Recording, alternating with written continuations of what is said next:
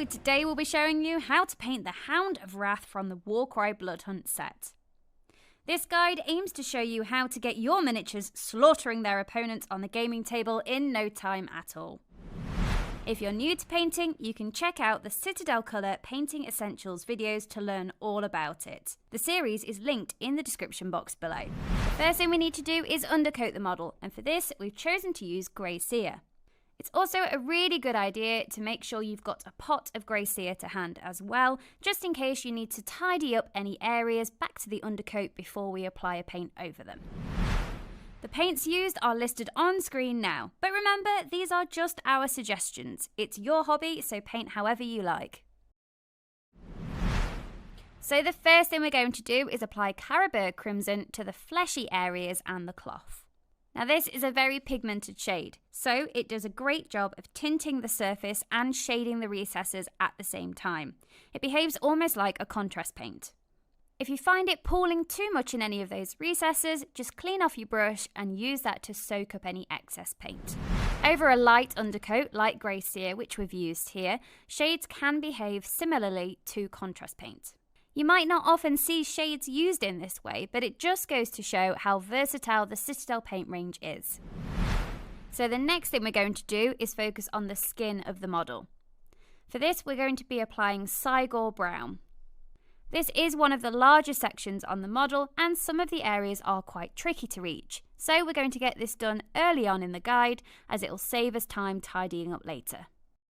When you're applying contrast paint, apply it heavily and neatly to the model. And as before with the shade, if there's any excess paint pooling too much anywhere, just clean off your brush and use that to soak up any excess. We're using a small base brush for this area, as it's large enough to be quick and also small enough to help us be neat.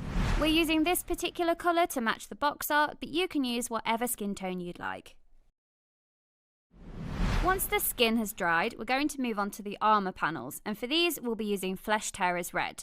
Now before you apply this, you might just need to do a quick tidy up to those armour panels with some grey cere.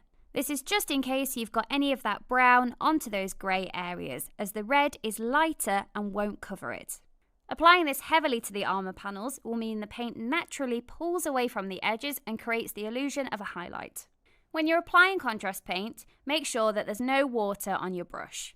This is because any water on your brush could dilute the paint and end up giving us an inconsistent finish on the model.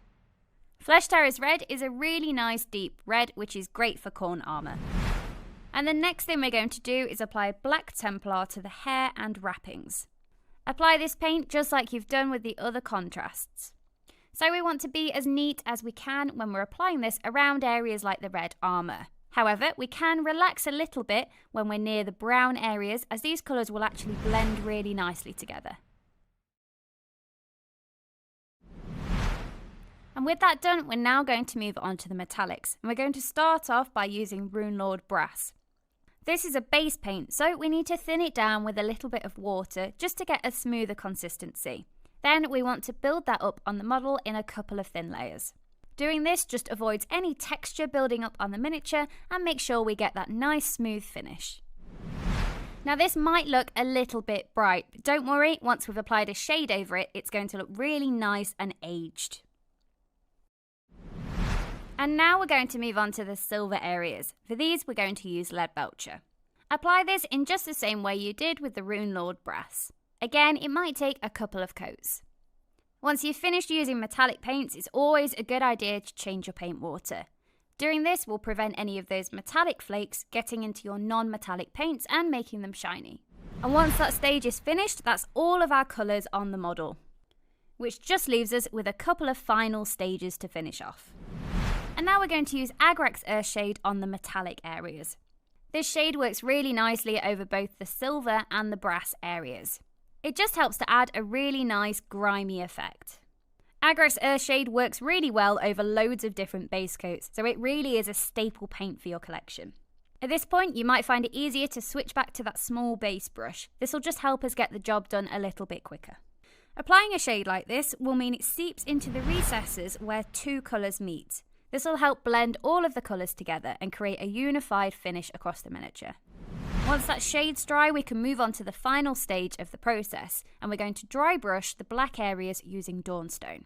So for this, we're using a small dry brush, as this will help us be neat. We're also using the dry paint version of Dawnstone, as these paints are specifically formulated for dry brushing. However, if you don't have this at home, you could just use the layer paint version of it. When you're dry brushing, you want to remove as much of the paint off the brush as possible, so work it onto a paper towel in crisscross and circular motions. Once there's just a small amount of paint left on the brush, you can then take that onto the model. Dry brushing is done by moving the brush backwards and forwards and in circular motions across the raised detail of the miniature. Doing this creates a subtle highlight, and we get this effect really quickly. Make sure the first pass you do over the miniature with this is quite subtle, and then if you want a brighter highlight, you can go in and do a second. Once you've finished and you're happy with the highlight, you can then take a clean brush and use this to just dust off the model.